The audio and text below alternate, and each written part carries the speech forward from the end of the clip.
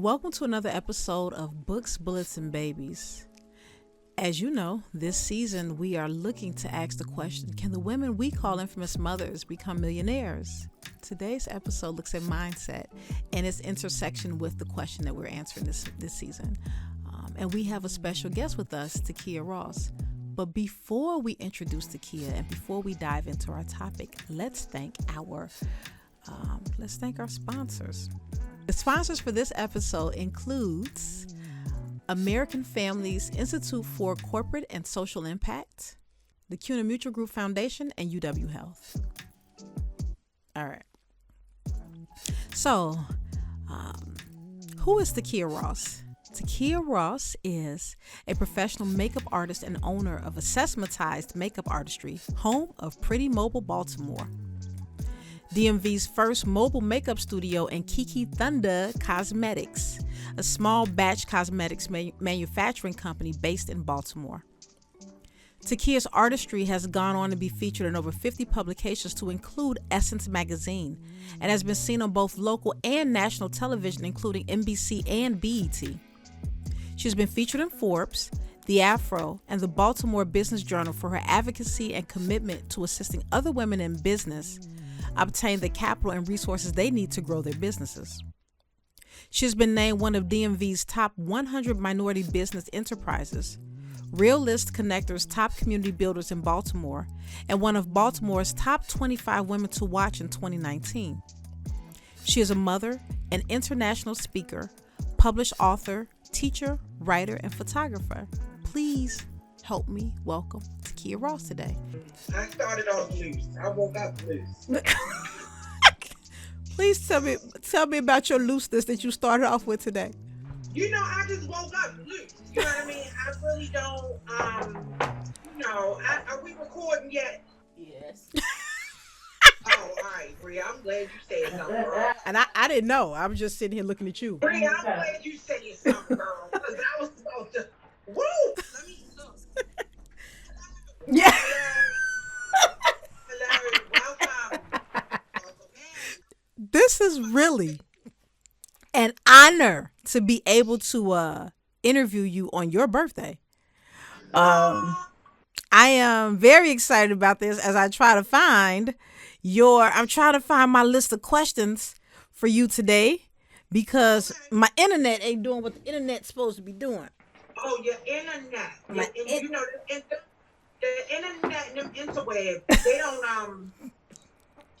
act right always, you know? Yeah, my internet and my interweb. So, today is an infamous mother's holiday because it is Takia Ross's birthday, and we have the good fortune of having her spend her time with us, a portion of her time today.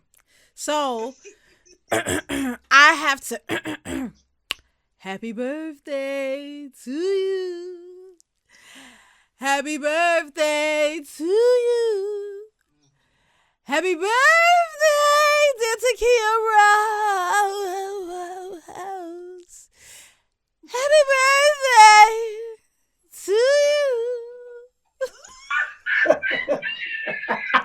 Now that was good. Now that rendition was the best one. We was, you know what I mean? It was like that. You know what I mean? A little afternoon. You know what I mean? A little hip hop. I do what I can. That's a little reggae. I do what I can. Oh, God. So, Takia, thank you for choosing to spend a piece of your birthday with us. This is a big deal for me. I've been very excited. And thank you, in full transparency, for you being able to come back after we've had some technical difficulties. This is the second interview we'll be doing with you. And I know we're not supposed to bring that up because you told us, don't bring that up no more. But I just need to let the world know how fortunate we are to have you. And so, thank you. So everybody be thankful for Takia, be thankful that she was born, be thankful for her graciousness, and be thankful for the amount of energy and love and care that she's going to give us on a day that she really could have just chosen to do something very, very different, because today is really her day. So with that, thank you. With that, my first question to you is when it's not your birthday, Takia, what is a typical first of all, what do you do for a living, and what does a typical work day or work week look like for you? Okay, so most of the time I'm charged with being a makeup artist. That's Okay. most of the time. So I'm the owner of Accessmatized Makeup Artistry based in Baltimore, and I provide makeup artistry services to amazing women like yourself, you know what I mean, with your fancy stuff. I use all girl. So most of the time that is what I'm doing. I'm also a small batch manufacturer of cosmetics. So we own Kiki Thunda Cosmetics. And so my work week starts on Thursdays, really. So my Mondays are Thursdays. And so from Thursday, Friday, Saturday, Sunday, I'm most of the time with my beauties, doing makeup, providing services, and a little bit of therapy. You know what I mean? Because that's what it is. You know, when you get in the chair, it's not just makeup. It's more than makeup, baby. Yes. You know what I mean? I might be putting on lashes, but we got to go through therapy sessions to get to the lashes. Yes. And then Monday through Wednesday is normally administrative stuff. So all of the other things that it takes to run a business is what I try to take care of Mondays through Wednesdays, so that the manufacturing side, invoicing, COing, COOing, CFOing, you know what I mean? I'm the whole C-suite. Sagashus, I'm the whole C-suite. What you see, I'm everybody. I'm the whole team. Yes, ma'am. And it's funny that you say that, because my next question, I need to ask you, who is Kiki Thunda and what role does she play in the C-suite?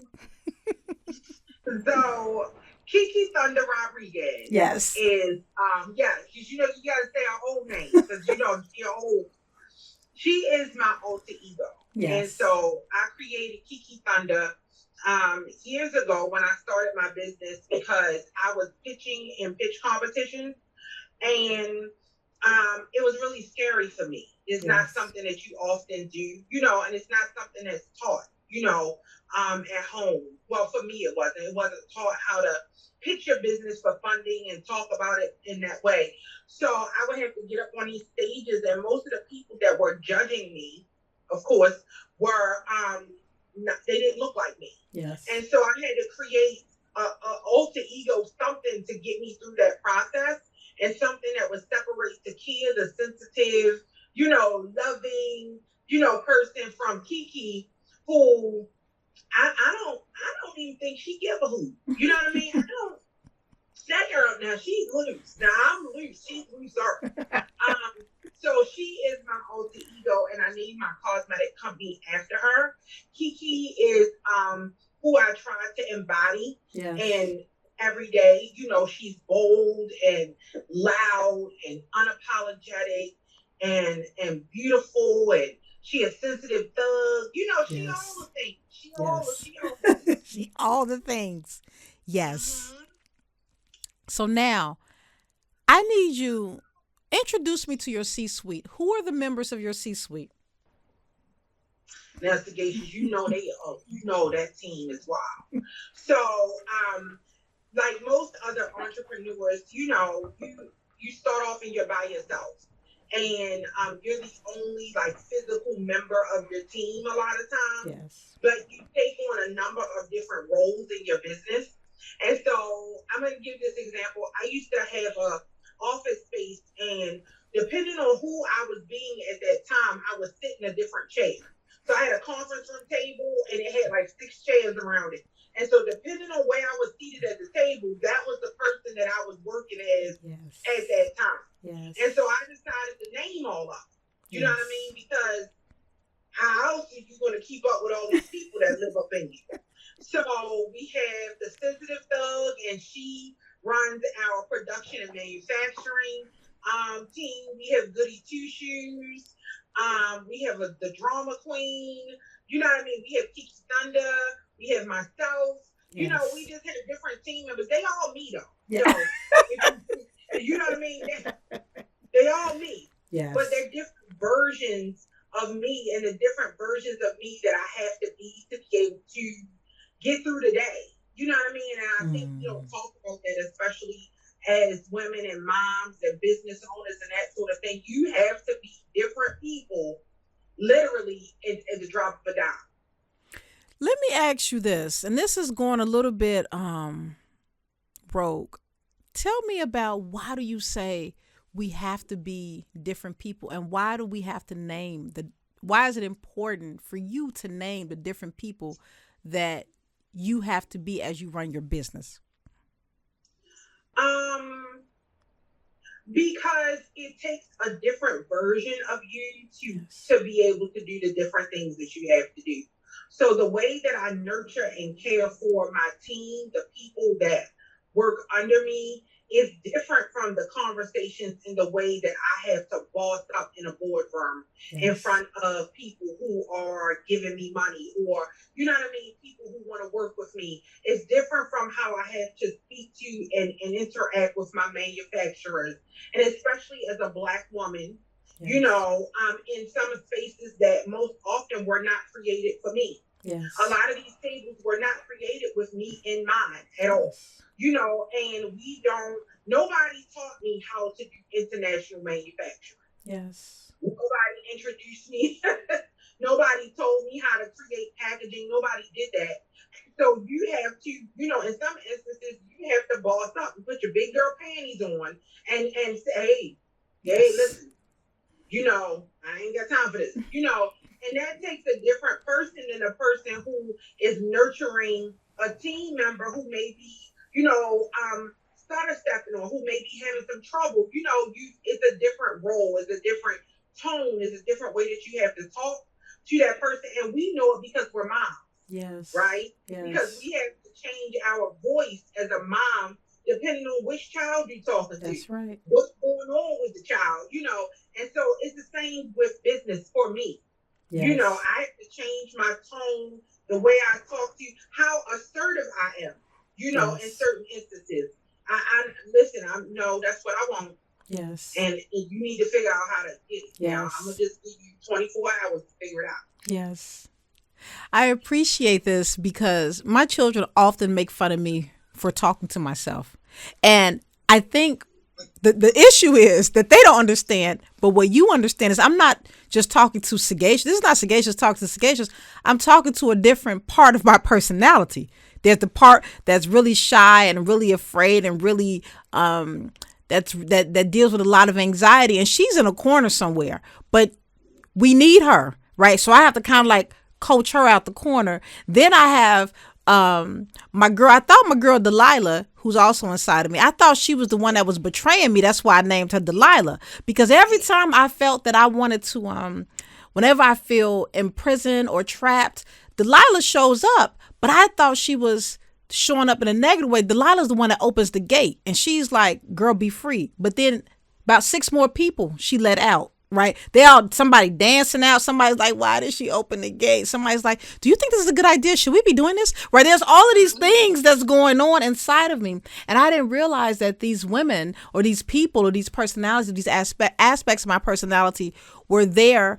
They serve different roles. And I often, I didn't acknowledge them. I was sometimes afraid of them. I was sometimes afraid of me. But then when I saw you created a video with your entire C-suite and your team, you gave me voice to that thing that was happening inside of me, right? You gave me permission to accept those different versions of my personality and to acknowledge them, because you taught me that they have a role. Yes, right? They absolutely do. They keep us safe. Yes. You know, they tell us where to go. They tell us what to do, you know, and we do show up as different versions and personalities of ourselves in different instances, you know, and we are, you know, I do that. Like I said, I do battle with myself every day. Yes. Every day, you know, and it's okay to be afraid. It's okay not to know. It's okay to be sitting in a corner balled up somewhere. It's okay, but it's not okay to stay there. Yes. And we need different people, the different parts of us to come together and get us out of the corner, you know, or sometimes to stop us from dancing. Because sometimes we need to dance at the wrong time. You're like, girl, we ain't time to dance. Yeah, girl, focus. Yes. You know what I mean? And so, and we do it all the time It's just that a lot of times we get quiet about it because people make us feel bad. Yes. You know, like, why are you talking to yourself for? You know what I mean? And it's just like, no, well, how you think this get done? Like, Yes. okay.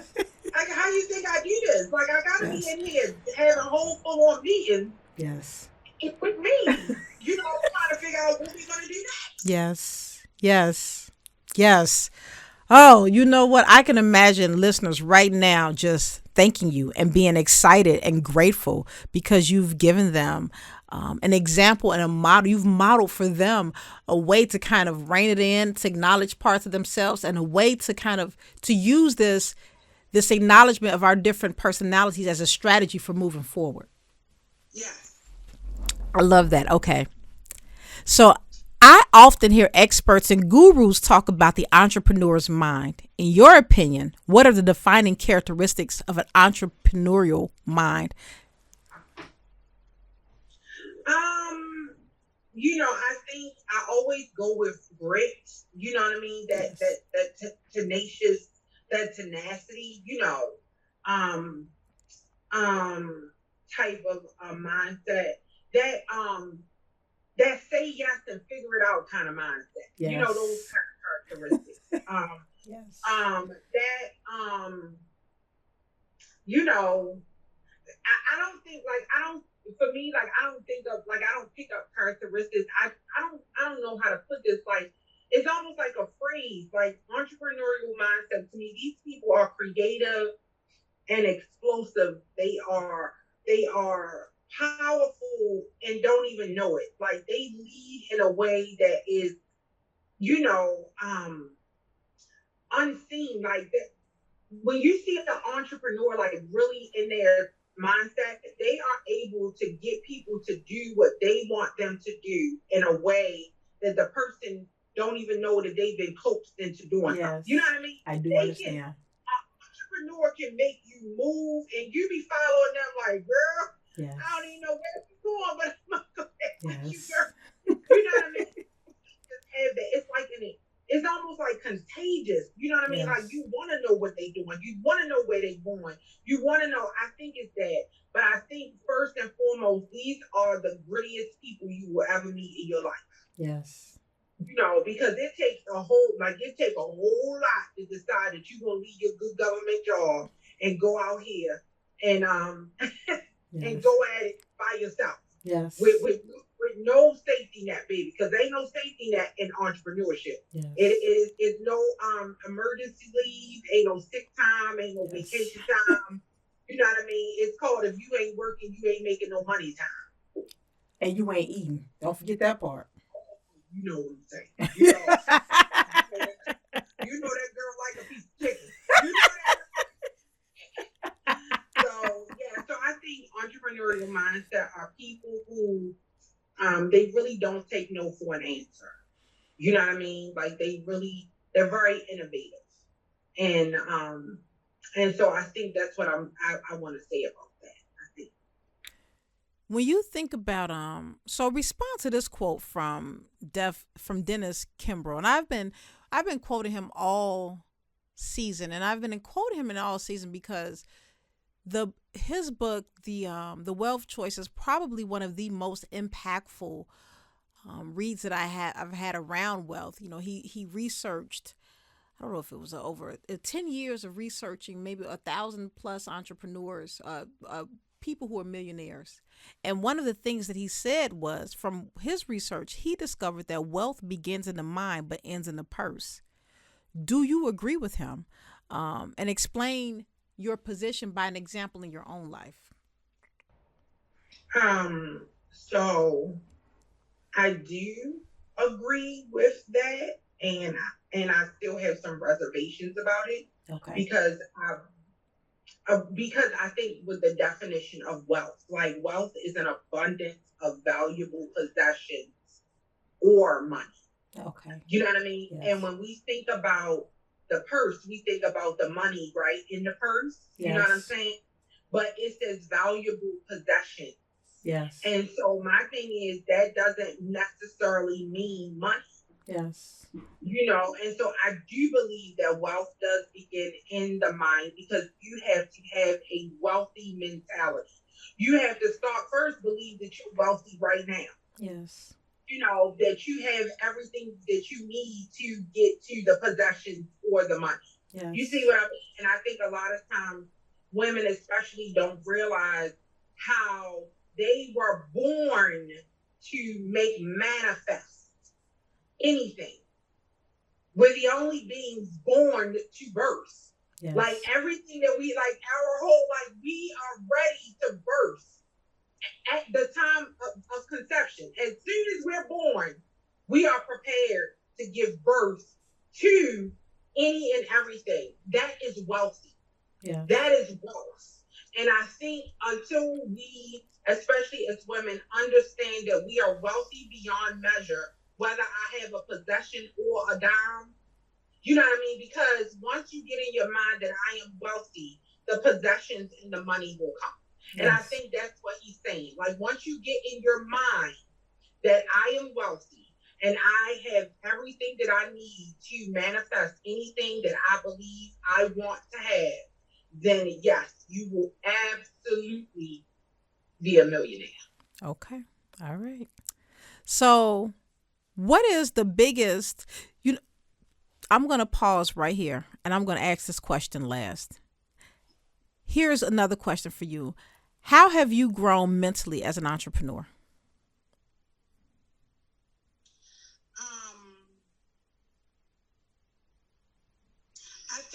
I think number one for me is I've grown in the belief that I can. Okay. And a lot of times people, when they see me, they don't see the fear. Mm-hmm. Like they don't see the anxiety. They don't see that because you're loud and you're bold and you know what I mean. Like I'm outside with every print on that I can have on. But I think mentally I've had to grow in the fact that I absolutely can. That I am able. Yes. That I am capable. That I am enough. Yes. Right. That yes. That I have everything that I need. That it's all of those things. Because I didn't grow up knowing like conversations about money and wealth and entrepreneurship and those weren't conversations that were being had at my kitchen table. Yes. That's not something that my mom used to tell me. Yes. So it was just like I had to learn it on my own, and a lot of times I always felt like I was behind the 8 ball. Yes. Yes. People knew yes. They knew stuff that I didn't know. Like they knew, and I always felt like I was catching up. You know what I mean? Like I was playing catch up all the time. And then I realized that I didn't have to play catch up with them. I had to be me. Yes. Like I don't have to catch up to anybody. I have to catch up to the person that I want to be. Yes. So I wake up, I try to catch up. So I think that's what I had to do and grow mentally. I had to learn how to be tenacious. Yes. I had to learn how to that aggression and assertion aren't the same thing. Mm-hmm. Mm-hmm. I had to grow in that I'm very non-combative, but that doesn't mean that you let people walk over you. You know what I mean? Like you can assert yourself. Yes. You can say no. Yes. And that's a whole thing. Yes. You don't even say no. and smile and walk off. So I think those were the things I had to do mentally to grow. How have you grown mentally as a mother on this journey? Ooh, me and my good girlfriend Takia had a conversation about this the other day. So, as a mom, well, first I had to realize that I was Takia before I was anybody's mother. Yes. So that's the first thing I had to realize, that I have the right to have goals and dreams and ambitions and aspirations beyond raising these amazing children that I'm raising, and that's okay. Yes.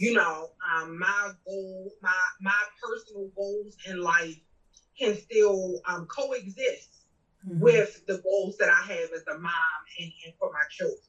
So that was the first thing. Secondly, I had to realize that, children want what they want. Yes, they do. They want what they want, and at the end of the day, for me and mine, my children with their mother. Mm-hmm. Like they want me to be I'm their beck and call girl. Mm-hmm. You know what I mean? Like I am. You are their source of strength, of safety, of nurturing. Like you're all of those things. Mm-hmm. But you also have to teach them how to treat you. Yes. Yes, ma'am. You got to teach them how to treat you. So I've grown in the fact that I'm allowing myself to still have the same dreams and goals and aspirations that I had for myself, but also to teach my children how to treat me as their mom. Y'all hear that?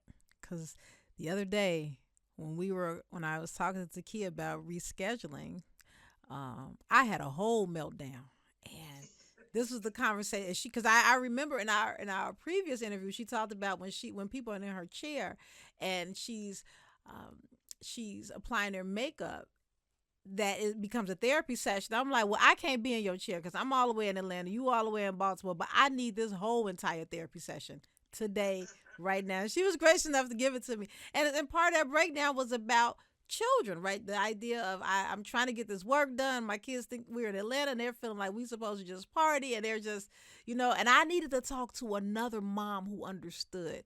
And man, Takia was definitely a gift. So with that, you all, again, on her birthday, she is gifting us with her wisdom. She's gifting us with her time, and she is gifting us with her sisterhood, and that is huge. And I know that if you all don't have, well, first of all, nobody's gonna have a friend like Takia because she's like one of a kind. But if you don't have somebody that is Takia-ish, that is a shade of Takia, I'm gonna need you to find you one, because man, this lady makes all the difference. All right, you all. I appreciate you. Don't do me like that. I get the eye sweat. I get these. I put my lashes on because I didn't want to get the eye sweat. You know what I mean? I do understand. Being a mom, being a mom is hard. Yes, it is. And don't nobody ever tell you that. Yeah. And and then they don't tell you that, but they also tell you that it should be your greatest joy in the whole wide world to be a mom. And it is. Like I love being a mom.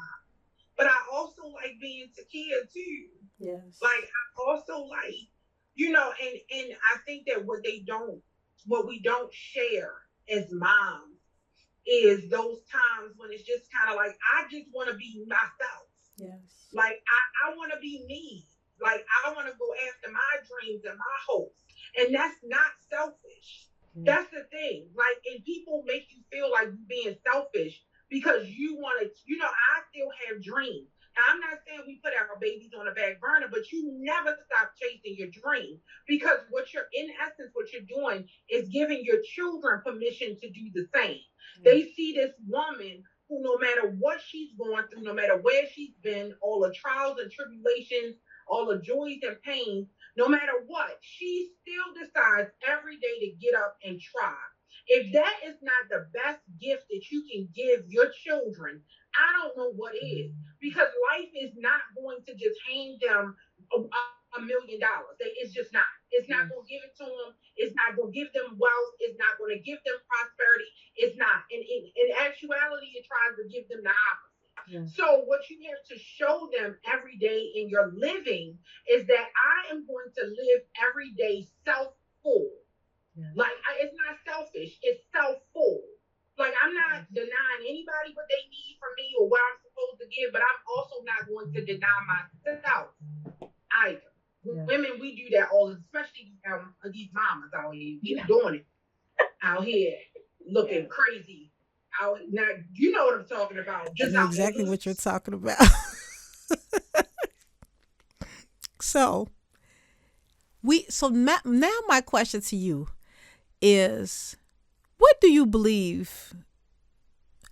So we understand that part of the way we've characterized motherhood in our society is, and this is what we're challenging, is that it's about centering the children at the exclusion of the woman. It's about centering the children of the needs, but also letting your needs and your dreams die as you enter into motherhood.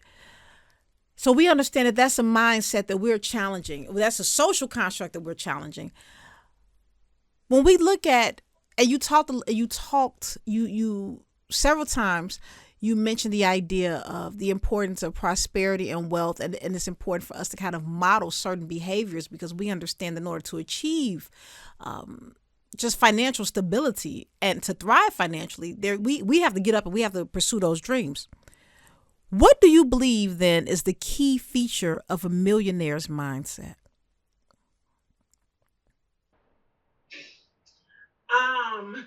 Wow. I think Somehow you went mute. Okay. I'm sorry, I'm back. Somebody was trying to bust in here on us. I got them off. I said not today.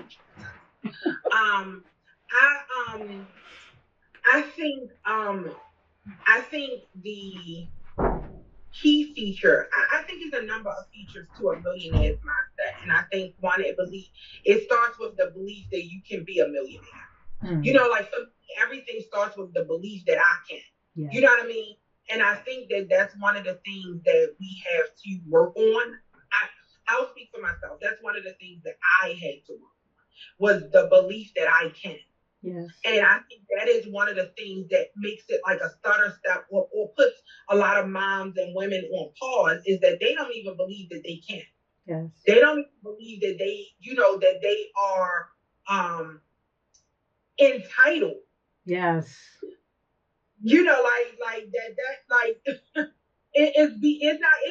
It goes further than, oh, it's not in my reach. I don't even deserve. Yes. Yes. You know what I mean? Like, why would I deserve to be a millionaire coming from where I came from or doing what I have done? Or, because a lot of times we remember all of the things that we were, good, bad, and indifferent. Yes. And we hold that against ourselves. Yes. Even when we have moved past that time and that place. And so, first of all, we have to, one, believe that we can. I can be a millionaire. Two, I believe that I deserve to be a millionaire. And then three, I am going to work every day to achieve it. Yeah. So I believe it's those three things. I can, I deserve, and I'm going to work.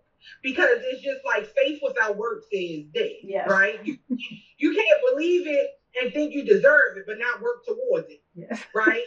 You can't work towards it and think you deserve it, but not believe that you can't. You see, like, you need those three things to even get on the trajectory of $1 million. Because the first thing you got to do is make it past the 6-figure mark. That part. Like, that part. Like we didn't got up to 7 figures, but we ain't made it to 6. Mm-hmm. Like, and that's the thing, like, in all of these conversations, and you and I have had conversations about this, like, everybody talks about the $1 million, but they don't talk about that 100,000. Yes. Yes. And it's not the million that we can't get. We can't get the 100,000. Yes. Yes. Yes. So it's like we have to get to that milestone. And so it's just like, of course, $1 million seems like a large amount of money because you've never seen 100,000. Yes. You most of the time, and like you researching, most of the time, women entrepreneurs don't make it past $75,000.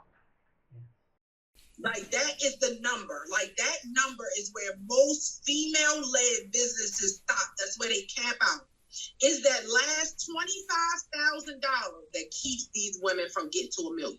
Yes. Because once you get to 100,000, you already you there. Yes. Like, once you get there, you get, so it's that last 25,000. So I believe it's those three things.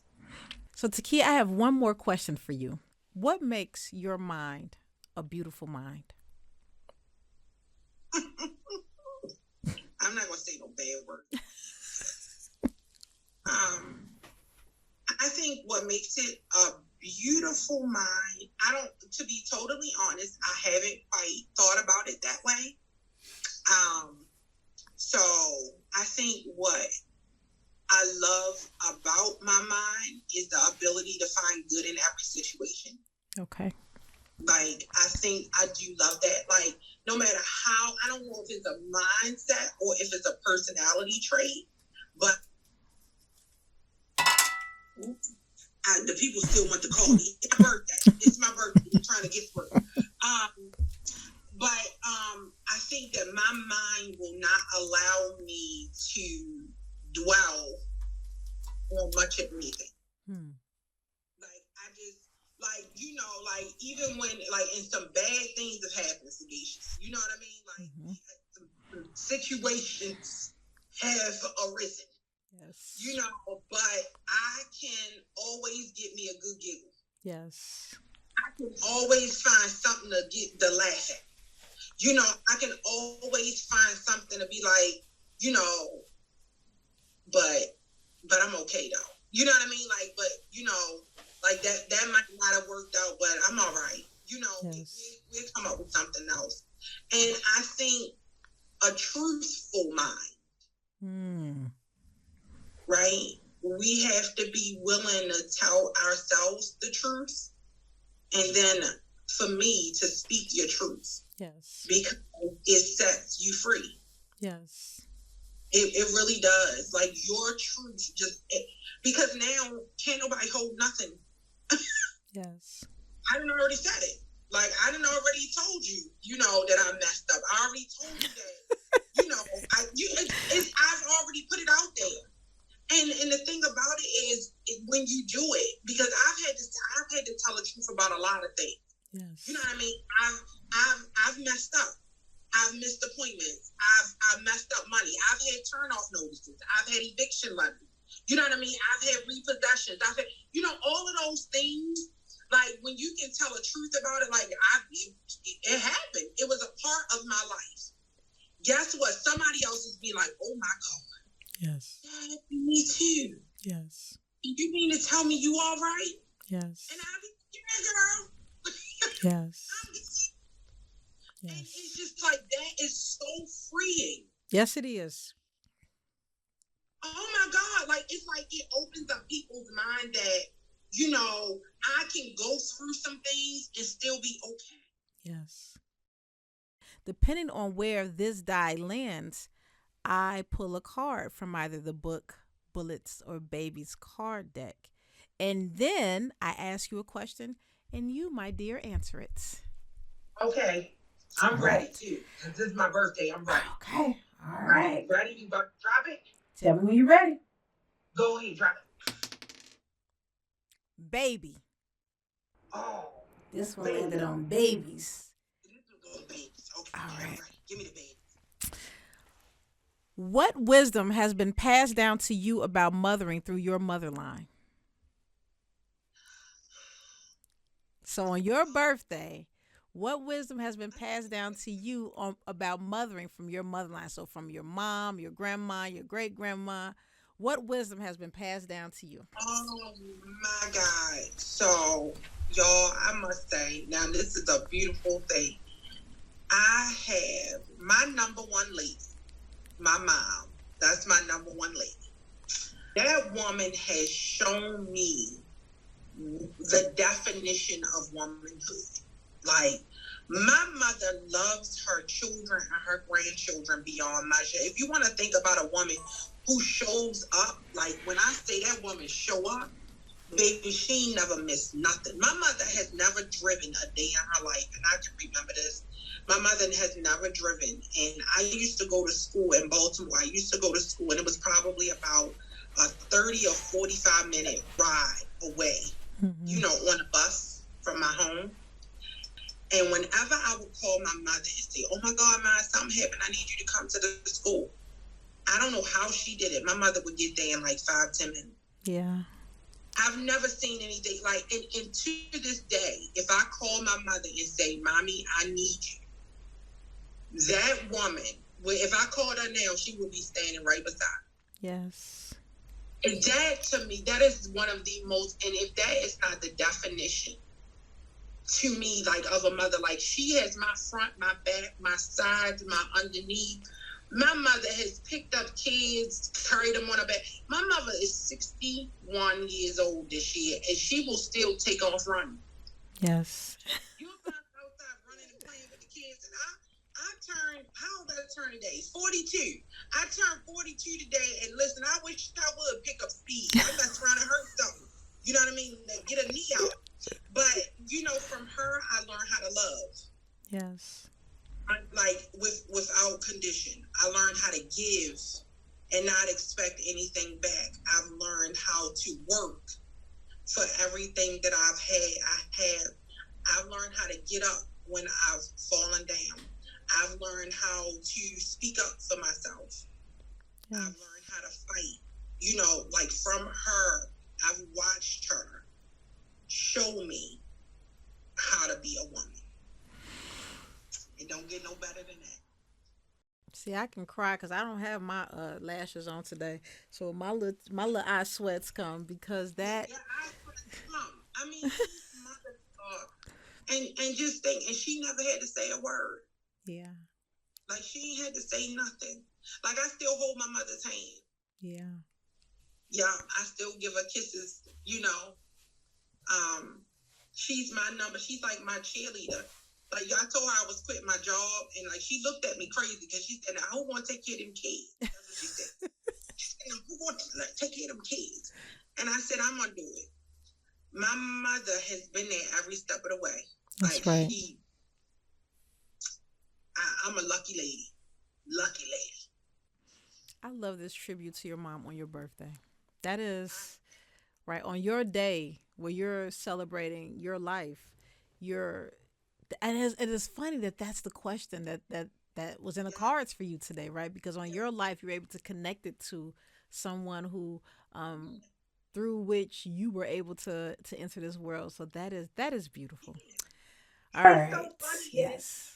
Because of her, I am. Yes.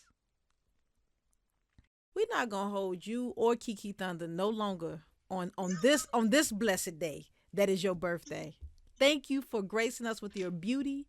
Thank you for gracing us with your intelligence.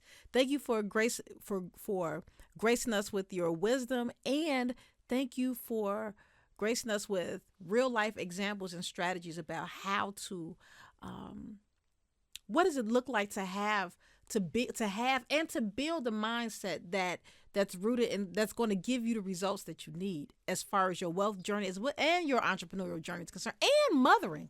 Thank you for that. Oh, it's my pleasure. Thank you for having me. I love spending my birthday with you. You know what? One day, I got to find a way to get some Baltimore. I need to literally sit in that chair. I need my therapy and I need my face made up. So let's plan on that. Don't threaten me with a good time. That's going to be a promise. You're going to see me between the 2021 and 2022. That's a promise. Come on up here. I'm going to be here acting the same kind of fool. So for you today, for your birthday, I want you to shenaniganize, because that's a word from your vocabulary. Yes. No worries. The shenaniganizing is about to begin. Yes, ma'am. All right. Well, we're going to let you go and shenaniganize. All right. Thank you. Thank you, Takia. See you soon. I'll see you soon, beautiful. Bye-bye. All right, you all. That was another episode of Books, Bullets, and Babies. And today's guest was Takia Ross, helping us explore the intersections between mindset and the question, can the women we call infamous mothers become millionaires? We look forward to you coming back next week. And of course, we are thankful, so thankful for your presence this week. See you soon. All right, you all. It's time for another disrespectful tidbit. And why do we call it disrespectful? Because we're sharing facts to other folks, which we just keep to ourselves. Today's tidbit looks at a lesson that I learned while being a PhD student in literature. As a PhD student studying Black mothers in literature, I was interested in finding representations of women like me as change agents in society. Instead, what I discovered quickly is that even in fictional context, it was very difficult to find women like me who are represented as heroes.